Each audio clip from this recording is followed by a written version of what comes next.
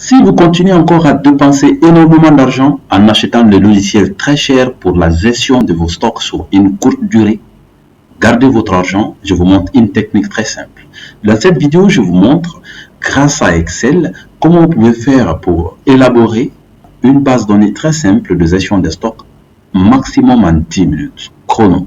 Et donc, vous allez apprendre d'ici la fin de la vidéo à mettre en place votre tableau des articles.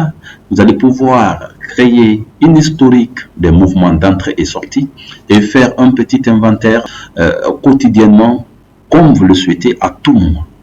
Et donc, c'est parti. Si vous avez déjà votre ordinateur à côté, pourquoi ne pas lancer pour déjà éviter complètement à continuer à dépenser énormément d'argent pour la gestion de vos stocks au moment où vous aviez toute la solution sous vos yeux. Comment on élabore une base de données de gestion de stock juste en 2 tableaux avec une seule formule maximum, une seule formule Excel.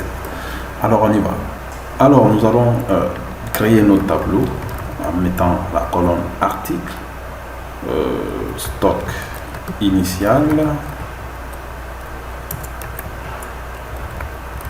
entrée, sortie, stock final.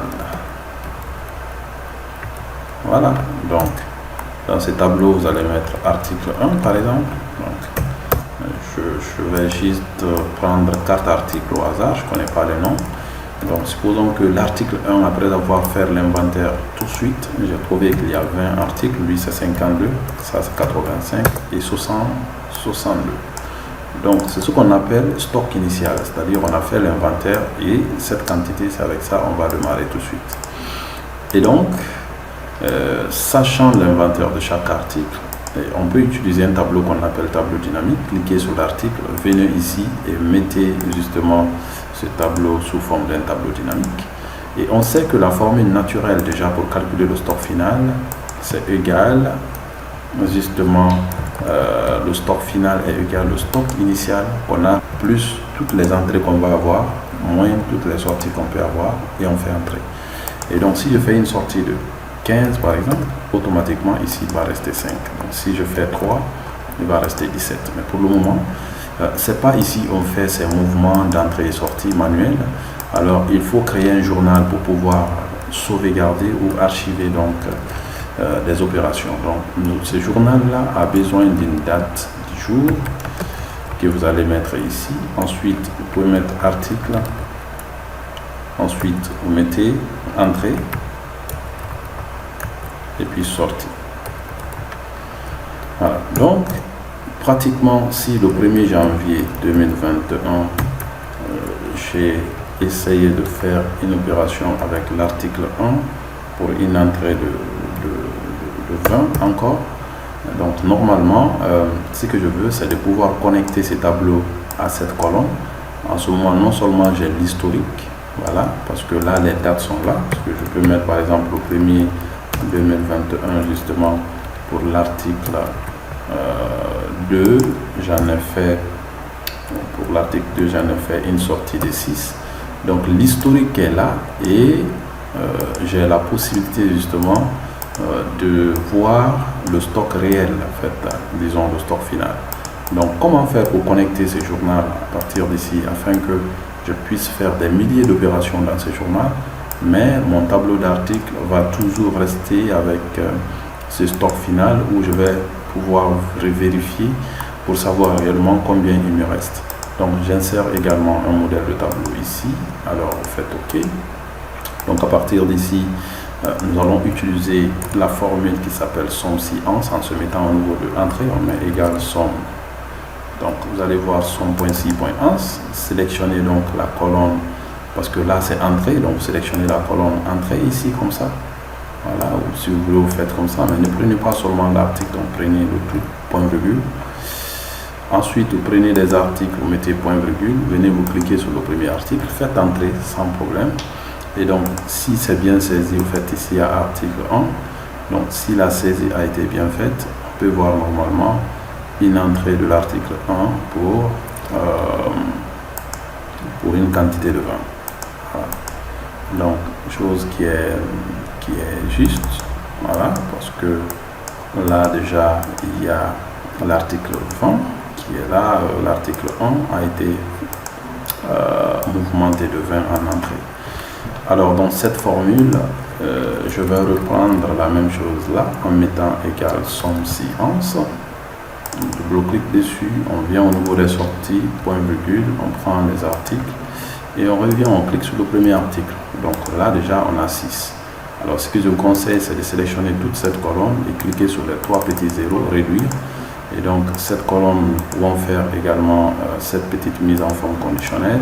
Vous pouvez venir dans affichage, vous décochez le cabellage, vous pouvez cliquer juste derrière la première ligne pour justement avoir celui-ci. Et donc ce journal, si je continue le 1er janvier 2021, pardon, donc j'effectue un mouvement pour l'article, admettons article 3, donc j'effectue par exemple une nouvelle entrée de 52, automatiquement on voit les 52 et puis le stock final s'est calculé. Donc si je fais par exemple, je ne sais pas, l'article 1 et l'article 2, j'essaie de faire une sortie de 8, voilà, donc on peut voir directement que ici l'article 1, il y avait déjà l'article 2, il y avait déjà une sortie de 6 et également je viens de faire 6, donc 6 plus 6 ça fait 14. On peut voir la totalité des sorties ici. Alors cette base de données va vous permettre simplement ici dans le journal de faire des mouvements. Donc chaque mouvement est égal à une ligne et quand vous mettez la date, il suffit de mettre l'article, voilà, et puis vous aviez la possibilité justement de vous mettez l'article ici en question et puis vous faites votre mouvement et automatiquement donc vous pouvez voir que le stock peut réagir de l'autre côté et diminuer ou augmenter.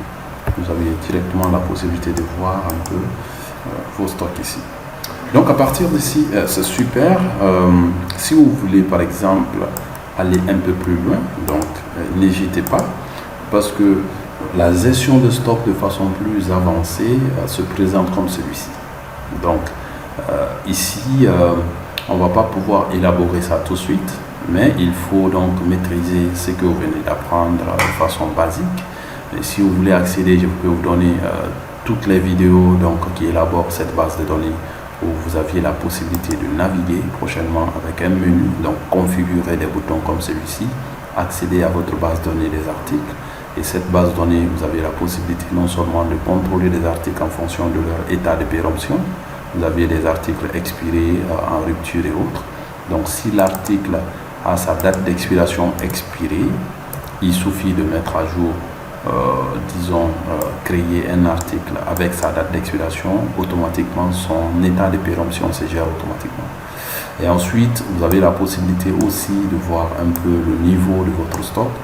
Plus le stock baisse en faisant des mouvements d'entrée ou de sortie, plus l'état de l'article, le niveau de l'article peut indiquer quel est l'article qui est en rupture ou en état de lancement de commande. Et également, vous avez la possibilité de visualiser une méthode de classification ABC des articles ici, afin de pouvoir mettre des articles plus accessibles et moins accessibles dans une zone où vous pouvez simplement facilement accéder aux articles pour ne pas avoir affaire à des manutentions inutiles qui peuvent créer des dépenses. Également, il y a des bons de sortie et des bons d'entrée. Donc, si toutefois on essaie de mettre par exemple un ici, automatiquement dans toutes les sorties qu'on a effectuées pour le bon de sortie 1 s'automatise et chose qu'on peut directement imprimer.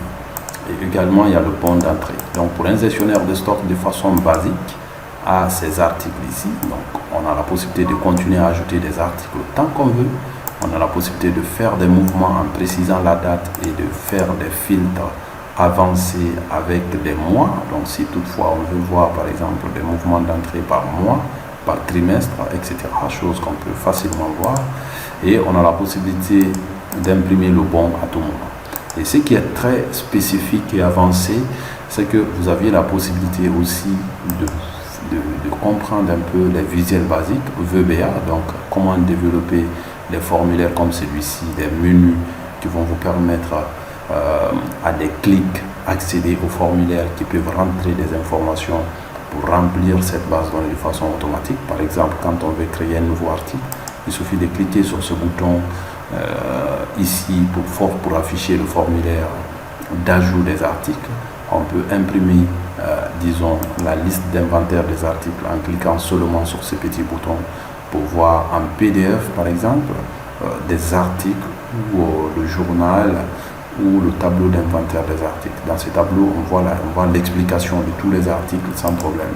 Et ensuite, on a la possibilité de supprimer, de modifier des articles sans difficulté. Il suffit de double-cliquer. On peut modifier et supprimer à tout moment. Et également, d'autres boutons que vous pouvez configurer, créer après cette formation avec des vidéos pas à pas, c'est que c'est le journal de saisie des entrées. Donc ici, par exemple, si je veux faire une saisie numéro 5, que je prends un article quelconque, je peux directement voir la situation de l'article, c'est-à-dire son stock actuel. Est-ce que c'est distribuable? Est-ce que la péremption est bonne? Donc si je prends un article qui a expiré, voilà, par exemple ici, par exemple, c'est risqué, et puis cet article a quasiment expiré, etc. Donc on a la possibilité de faire des mouvements sans problème, voilà, et sans problème avec le formulaire VBA. Donc, chose que vous allez pouvoir élaborer à la fin de cette formation, si toutefois vous tenez à continuer votre formation de gestion de stock. Vous avez la possibilité d'imprimer automatiquement le bon de sortie après avoir passé un mouvement. Voilà, donc je viens de faire un mouvement de transfert par exemple pour le bon de sortie 5. Vous aviez donc la possibilité de faire avec des visuels basiques. Les choses que vous pouvez également faire pour le formulaire de saisie des sorties. Donc en restant seulement au menu, vous faites tout. Donc vous faites tout ici à partir du menu et vous aviez la possibilité d'imprimer directement les bons et de sortie et d'entrée. Donc n'oubliez pas de regarder dans les commentaires de cette vidéo. Je vous ai mis des liens qui vont vous permettre justement soit de vous inscrire, voilà, donc soit de faire une réservation, soit de passer directement à la commande de cette formation qui comporte pas mal de modules afin de pouvoir comprendre de fond en comble la gestion de stock. Et n'oubliez pas également qu'on va voir à la fin de cette formation l'élaboration des bases de données de gestion des stocks en ligne. C'est-à-dire que lorsque vous aviez plusieurs entrepôts à gérer et que vous n'avez pas le temps justement d'être dans les entrepôts en même temps, vous aviez la possibilité d'élaborer des bases de données en ligne et de partager des formulaires de saisie comme celui-ci afin de pouvoir donc amener les gestionnaires à passer toutes les opérations à partir de leur téléphone ou à partir de leurs ordinateurs, et comme ça vous avez accès derrière à la base de données qui vous gère tout ce qui est donc sur les entrepôts, qui vous affiche donc les alertes des stocks et autre chose. Merci beaucoup et voilà, donc n'oubliez pas de faire des réservations, de liker la vidéo, de laisser des commentaires et cela me permettra d'améliorer mieux justement tout ce que je fais. Merci.